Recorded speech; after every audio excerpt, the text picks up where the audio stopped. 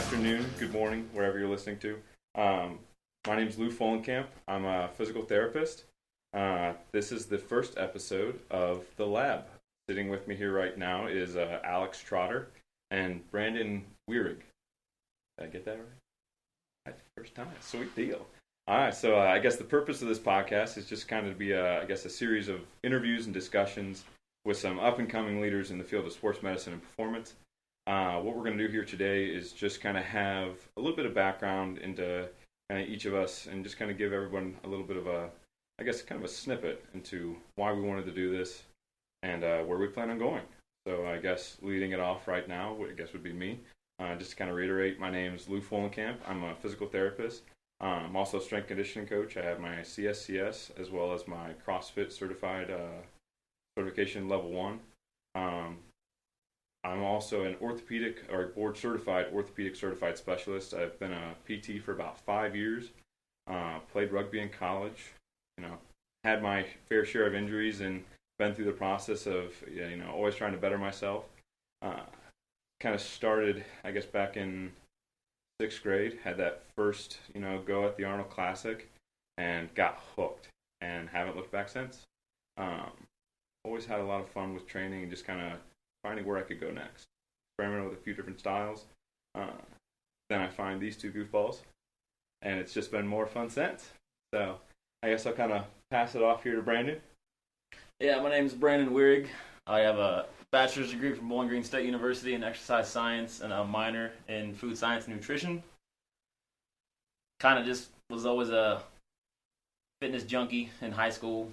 And then kind of took that into college. Didn't really know what I wanted to do at the time. Was bouncing around from what I wanted to do. And I never really pictured myself quite as a college athlete, but I've always kind of viewed myself as the coaching side of it. Watching my dad coach basketball since I was 4 or 5 years old. He always kind of had that coaching influence on me. So that's kind of why I got into coaching, watching him do that. But I've been doing this for 5 years. Speed and strength is kind of my specialty, with more of a focus on the speed portion of it, but yeah, that's mine. I'm Alex Trotter. I got my degree in business from the University of Toledo, so me and Brandon are kind of rivals when it comes to the college aspect of it. Just like Brandon said, I've been pretty much involved in sports like the majority of my life. My dad was real big into fitness when we were growing up, so he always had us on, chicken and rice and all this other stuff even growing up. So it was kind of just like a part of my life. It was always fitness oriented, fitness focused. Then in college, originally was going to go to college for football. That didn't work out because of grades. So as a coach now, I very much harp on grades when it comes to the kids. Just to, so they know from experience, I guess, or from somebody personal that did fail, that they don't have to go down that road. And then I'm a coach now with No Name Athletics, so I have a certification in the Westside methods. And I've been doing the powerlifting thing for 7 years now. And then coaching just off and on about 3 years now, and then found a home here with No Name. And over a year we've been working on stuff, and Brandon gel very well as far as the strength and conditioning portion of it. We blend the two methods together, make sure we're always putting the kids first. So that's a little bit about the three of us. So what our goal for this podcast is really to kind of bring some of our expertise to a wider audience. And especially with some of the kids and patients, what have you, that we already have, is just kind of, record some of our knowledge so that they can kind of come back to it if they would ever want to. Or maybe if someone's looking for something, maybe we're what you need. In terms of some of the topics we'd probably end up covering, maybe a little bit of training programs, maybe some of the different things that we see in terms of compensations, especially in terms of different levels of athlete. No one can train the same. Everyone's a little different. But also some of the things that maybe inspired us to go from athlete to coach. I know we've had a lot of kids that were asking us about this, and so we wanted to kind of not just make ourselves available in person, but make sure we have this to basically look back on. So I guess what I'm going to start doing now is just kind of going a little bit more deeper here with Brandon and Alex as to, I guess, what kind of drives you day to day to be a little bit better. Whether if that's training, maybe that's bringing some form of coaching material, into the gym, or maybe even with a training partner. What would you say would be like, I guess, what makes you wake up in the morning? What makes you tick? I guess, Brandon, we'll start off with you. I'm pretty easily motivated. I could just wake up and read an Instagram quote, and I could be ready to just run my head through a wall. And that's just kind of how I've always been. I mean, I've been the fat kid. I've been picked on. I mean, that was a motivation. I've been the scrawny kid that could run a lot of miles. I've been picked on for being too little. So now it's just kind of like how I take that anger or whatever and just put it towards whatever I want to focus on. I feel like I can just if I want to be good at something, I'm gonna drive my wife crazy until I until I achieve that goal. And that's how my mindset has always kind of been. You're versatile. I'm pretty easily motivated. So I think it's a good and a bad thing, I guess. That's pretty fun. Depending on how hard or how stubborn I want to be with it, I guess. So that's probably why I wake up every day. I just I hate the word average and normal. Like, those two things are just like I can't stand, and I just don't want to be those. Thanks, man. That's pretty awesome. Kind of got your Ricky Bobby going on there. I wake up in the morning, I'm ready to go through a ball. Very nice. All right, Alex. I think I'm the only person that calls you Alex. For those of you who don't know, it's Trotter. Yeah. It'll get flipped back and forth, depending on how professional we're going to be this episode. But yeah, I'm pretty much the same way. It's always been more of a, I guess, a healthy obsession, if you will. Mm-hmm. I don't know really when it started. It was probably more along the lines of high school, where I always wanted to be like the example. So I never wanted to ever have anybody tell me or look at me and know that oh, he just has good genetics, or he just doesn't actually work hard. I always made it a challenge for myself that even when we were running sprints, I wanted to be first one, or try to get back to the line before anybody else. And then that kind of just carried over to the rest of my life. I always wanted to be good at building relationships with people and wanting them to know that, no matter what, at the end of the day, they have somebody that they can fall back on. And I think that's also been my downfall too, because I take on too many things, and then all of a sudden I just get crumbled, so spread thin. Yeah. And I know, like Brandon said, with the wife and stuff, my wife very much catches the shit end of the stick when it comes to that, because, I mean, heck, right now I'm waking up at 2:30 in the morning. I'm driving hour and 15, hour and a half to a gym. We train just balls to the walls for an hour and a half, and then I drive back, and then I'm exhausted, but I got to go to work. So, then I'm working anywhere depending on, how long me and you stay here, 12 to 13, 14 hours that day. Wake up, do it again. But I don't know. I always wanted the kids to see that, what it takes, I guess, or what that level is of commitment just to get to that next step. And I'm just a big believer in people that have done it before me, that I just trust them more rather than, I'm not going to listen to a dude that can't squat 315 on him to tell me how to squat 1,000. No, it's just not going to happen, Just like you're not going to listen to a fat kid and tell you how to run fast. It's not going to, translation just isn't there. Yeah, understandable. Yeah. So what would you guys say would have been the turning point where you were this is what I want to do? What would you say got you immediately hooked? I want to make this my commitment to make these kids better. When you were either if it was as an athlete and maybe you didn't have that coach, maybe you had that coach that inspired you to do that. Maybe you had a friend who, I don't know, for me, example, growing up, I always had, really great friends to be around, good influences, have you. But then it was like you get to college and then you kind of have that two-way. You could either, party all the time and, basically not care about your grades, or you could, put your nose to the grindstone and put yourself into what you want to be for the future. And ended up finding rugby. Actually was going to UD and I was hoping to play football. And then that didn't end up working out. Ended up playing rugby instead. Met a bunch of great guys, nose to the grindstone kind of guys, from all kind of aspects of the world. Just wonderful to be around. Made you feel like you were a better version of yourself. But the best thing that I had a roommate. His name was Michael Amthor, who I don't think I've ever had a guy more excited to run in my entire life. And I hated running. He hated lifting. So we made it work. So we would have what we called our old man workouts when we were seniors. And it was just so much fun. But it made me want to get up and do everything. Every single morning. We did our homework together, everything. It was a lot of fun. So I guess what was your guys' turning point, or what really pushed you to be that better person? I was in high school in a study hall class, and they had the Stack magazines. Bradford always get like new Stack magazines every month. I'm just flipping through the Stack magazine, and you got like guys at the time like Braxton Miller and like that big Ohio State class, and flipping through it, and they were talking about like the NFL Combine and all that kind of stuff. And I was like, man, I want to do that. I want to train people to get ready for the NFL Combine. But my buddies are sitting there like, dude, you're wasting your time.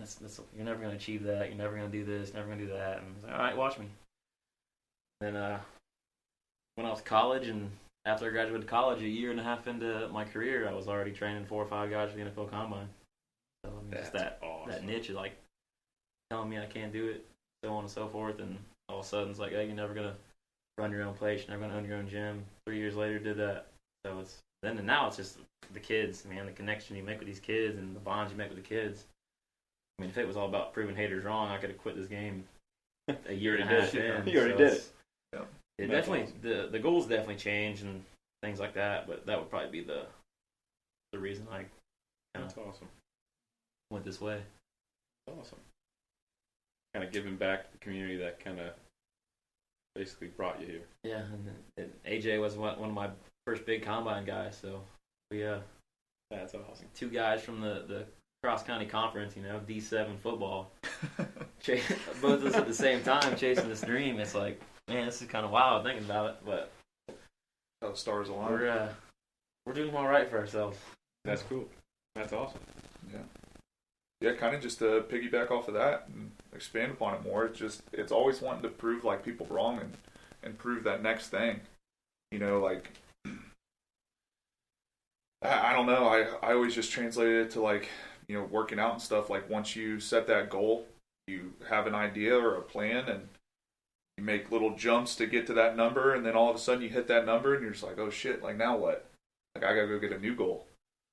So you just reset that one, and then I started noticing that like the more that I would read about training or just get like a more of a base knowledge of it, the more like I just naturally started to try to help out others as well. And it turned into like me never wanting to be like that big fish in a little pond. It was like as soon as I became like close to the top dog, if you will, like I was searching for a new person to go and chase, whether that is from like the internet that I've never even met, but it's like, oh, I can do that. So just to like constantly have something to chase and something to strive for, and then because you never know like who's doing that with you, and you always want to expand that gap and make them chase that little extra little bit longer. And that's how I feel like with the kids now. Like all of us were exceptionally stronger, I guess, than all these kids, but like they just don't understand it yet, that it takes time. Mm-hmm. Like most of these like 13, 14, 15 year olds don't realize that their entire life from the time that they were born, I've been working out. And you know what I'm saying? Like I'm just showing my age here, but like to try to get them to grasp that it doesn't come overnight. If you can add 60 pounds to one lift in a year, stack that 10 years. That's fantastic. Yeah, it's incredible. And those newbie gains, like they slow down as you get older and as you get higher in your human capacity. But to push that envelope and just to, again, be that example for the kids and show them like the human body can do amazing things if you put your nose down and you just keep working. Before you know it, all your goals is you fit, and then now, now what? Chase something else. Definitely changes. Yeah, like Yeah. 18, 19, 20, then PRs are nice, but when you're getting into your late 20s, early 30s, and you get a PR, man, that just hits different. Yeah. You got to work extra hard to get that. Yeah. That's definitely true. But I like the aspect of like, kind of like what you were saying, you almost got to find that rabbit. And I think the addicting thing is that once you find that rabbit, you keep finding that next one. Once you overcome that, the fun thing about seeing the kids, though, is that you see them go from being that rabbit to creating a monster. Yeah. And that is probably half the fun. Yeah. Or just watching them experience that first, like, you see the oh shit moment in their eyes where they look at the bar and they're starting to understand, like, okay, this is getting heavy. But then, like, watching, like, females, for example, in my opinion, like, when they bench 135 for the first time, like, 1% of the women's population can do that. Or, like, they probably 1% of the women's population can't squat 225. We have high school kids that are doing that. And just to watch them realize it and just, like, they light up and, like, we're just, like, making a bunch of noise and hyping them up, like, it's a feeling that I hope that they never forget. Subtle changes like that too. Like all of a sudden, like you're walking across the mirror, and like you'll notice them like stop and kind of like check something out. Clothes start kind of changing. Like all right, they used to wear these big baggy T-shirts, and now all of a sudden they're like starting these, to tighten up. The Lululemons are coming out. They're ready. It's a wave's coming for them, and it's exciting to watch. And how they walk, how they present themselves. And you can see it on the court and on the field. It's just like they know that they're one step ahead of their opponents, and they just like shark in the water. That confidence build. Mm-hmm. That confidence build. So I guess when you start seeing those kids who are building up that confidence, they're getting maybe, I guess, I don't know if you guys have experienced this yet in the gym, but that almost too big for their britches. They stop being respectful to the coach. They know they're making progress. How do you guys go about kind of, I don't necessarily want to say reining them in, but how do you go about redirecting that energy into a more productive manner?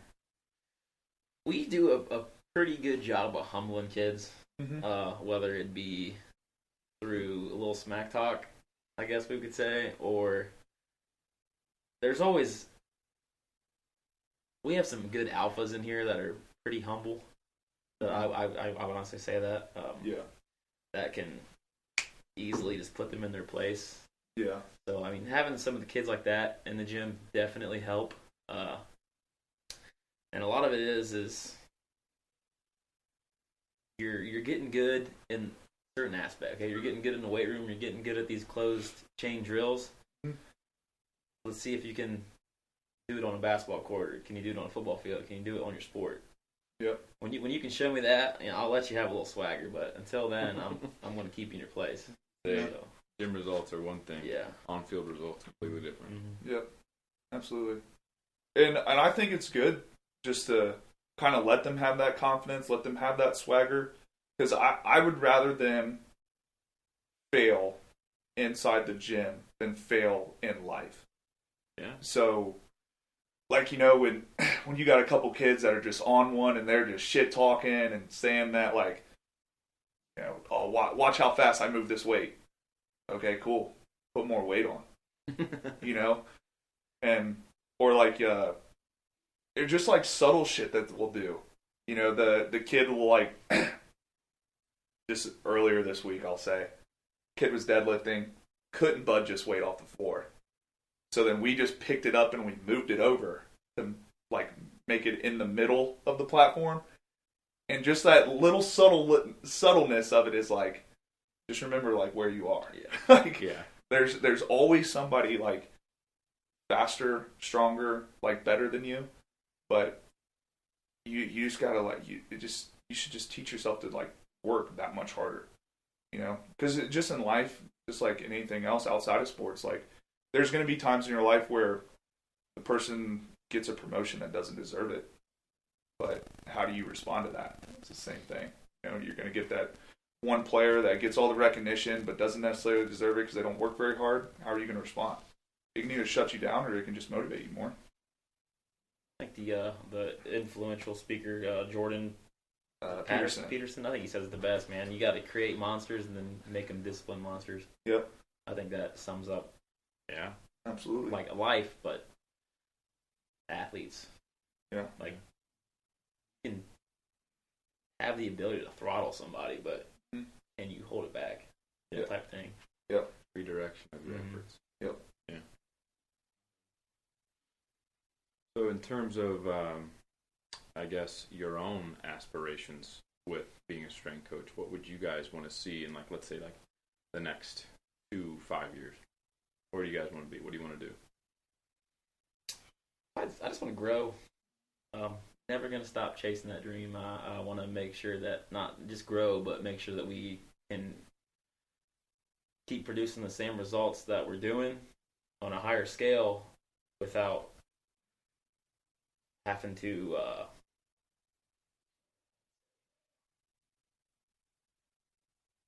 give up some of that like one-on-one time with the kids type thing. You always want to have that nice athlete to ratio trainer type thing. You know, a lot of that's just, you can teach other coaches our philosophies, our ways of training, all the science stuff behind it, but can you teach a person to be a people person, stuff like that. So I mean, that's definitely something I would like to get into. Like, we have this awesome internship program we started up. We have a lot of we have ton of interns. Yeah, we had 2 or 3 like exercise science based interns that were great. Kids connected to them on a awesome level that I felt like it took me forever when I was in my internship. Yep. Felt like it took me almost the whole summer to connect with these you kids. Really? Yeah, I was fresh out of college, moved to a new state, didn't know anybody type thing, and it seemed like it just took me a little bit. But these guys just came in, connected to them, awesome. So that was awesome to see. But that's probably my biggest thing is growing, but on a good scale. Say not lose what kind of brought you. Yeah, absolutely. And I agree with that. You know, I think we definitely have the capability of bringing, 40 plus kids in for a class, but like the risk to reward, in our opinion and our vision on that is, it's too high. So, because like I don't ever want these kids to feel like they're just another number. So like once they graduate, then like, fuck them, you're not our problem anymore. I think we do a great job of keeping in contact with the kids and just being on that personal level of just checking in on them and just seeing how they're doing. Not really necessarily asking them about sports, but just making sure their heads are all right. Life's going okay. If they need anything. We can't provide a ton, but just little stuff like that just to keep the relationships going, and because you never know who they'll know and stuff like that. But sometimes they need that reach out, that hello, you might not. It's like, sometimes people don't have a great support system, so the fact that even if your strength coach is willing to go out of his way and say that means a lot. I mean, and there's definitely a lot of kids that I think need that, and I don't think they ever get it. That can be really hard on them. Well, for us, I wouldn't really say sports have gone away from us. Yeah. I mean, of course, we don't play the football, the basketball, like the stuff, but like the aspect is still there. And some of these kids that are either graduated from college, go on, start their jobs, or these kids that end their high school careers that go on to college, and like that's it, gone. And some of them just don't know how to deal with the post athletic life. Yeah. So filling that hole. So it's definitely sounds like that. Like, we had probably 6, 7, 8, 9, 10 kids that they went on to college, but they didn't play sports, but they would still come work out in the summer just because, this is not a gym, it's a home. And these kids, less stress relievers, things like that. So just time away. Yeah, just giving back to a routine and see familiar faces and stuff like that. Yeah, it's always good to catch up with the kids that have left. I think that's definitely one of the fun things in regards to, like, even though I'm not like over where you guys are at all the time, even when they come in to work out with you guys, even even if they've been a patient, they'll come over, pop in, say hey, and they're gone. Yep. And that I think has been one of the coolest things. Just I mean, being a PT, being over here, I mean, I don't get to do like the flashy stuff. I like having the aspect that I can take them from here, bring them over to you guys, and it's like you just see that on their face. They just light up, and that's probably one of the funnest things. It's like, and I guess really one of the awesome things that I'm allowed to do here is I have the chance to take kids and bring them back to what they want to do, what they love to do. And I think that's one of the awesome opportunities that we have here is the fact that, I mean, just for an example, I've been in multiple clinics throughout this Dayton area, and I think one of the hardest things is having a young athlete, someone who's been out of their sport, out of their element for a little bit, and kind of what they identify with.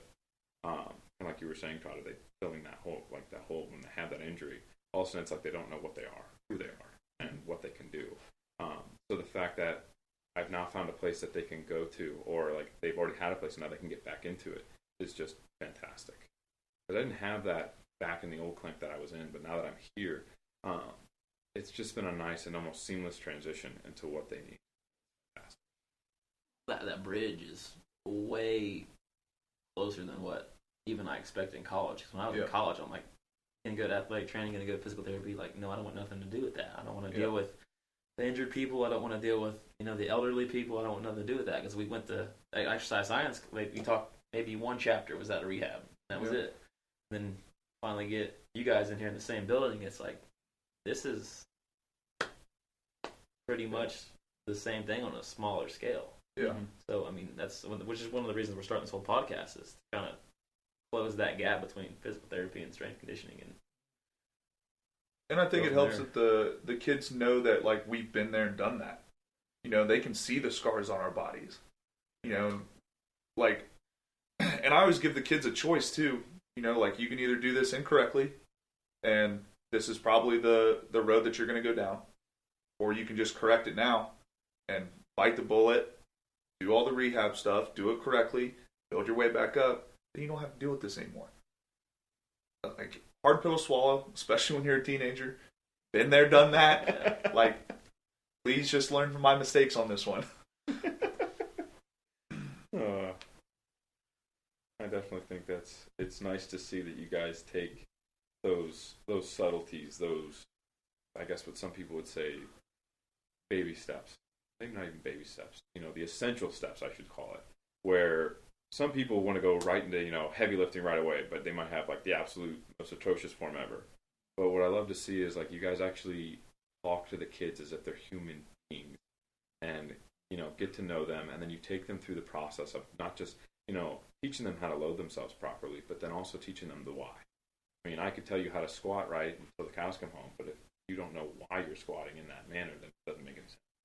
Yeah, I think, I didn't have anything like this, what I do now in high school, and, now we post kind of our workout videos and, like, how much weight we're moving and things like that, and it's like, you tell these kids, like, listen, like you said, read your ass, do the, drop the weight, do the form correctly. Even with dropping you're already 60, 70 pounds heavier than what I was doing at your age. And so, just progress slowly, get there, it'll come. I mean, all of a sudden, like, you get that form down, you might take a 25 to 50 pound jump just on the correct form. Yeah. So we almost had a kid hit 100 pound. Yeah. We were on squat. Mm-hmm.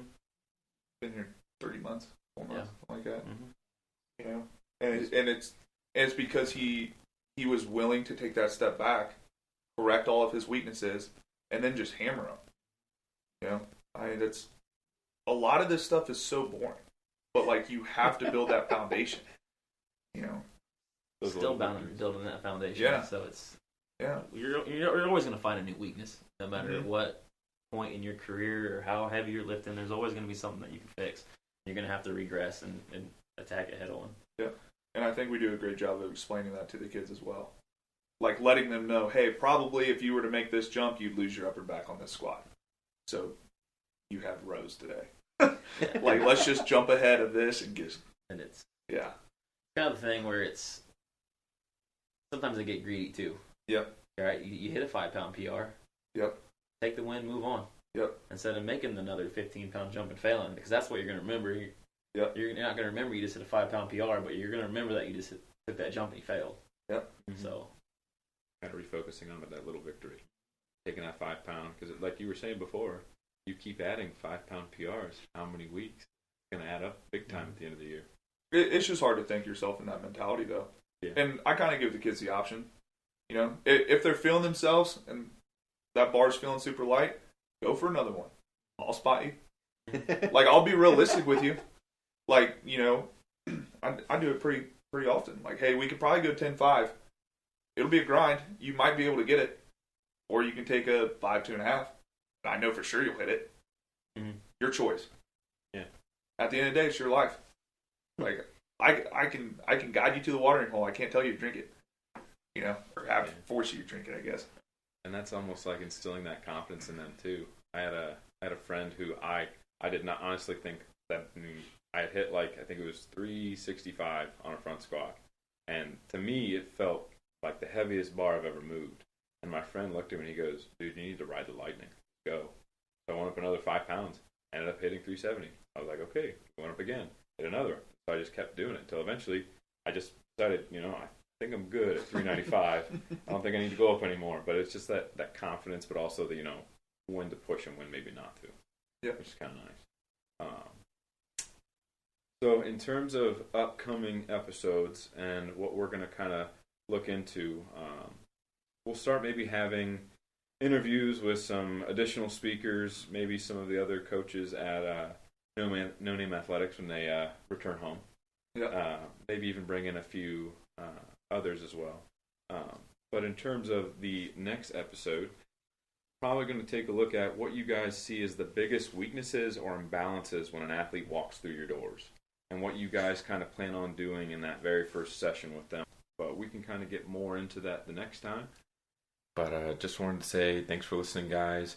If you have any topics you want us to cover, please leave a comment either here on the video or message one of us on Instagram.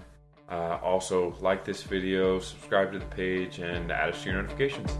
Thanks, guys. See you next time.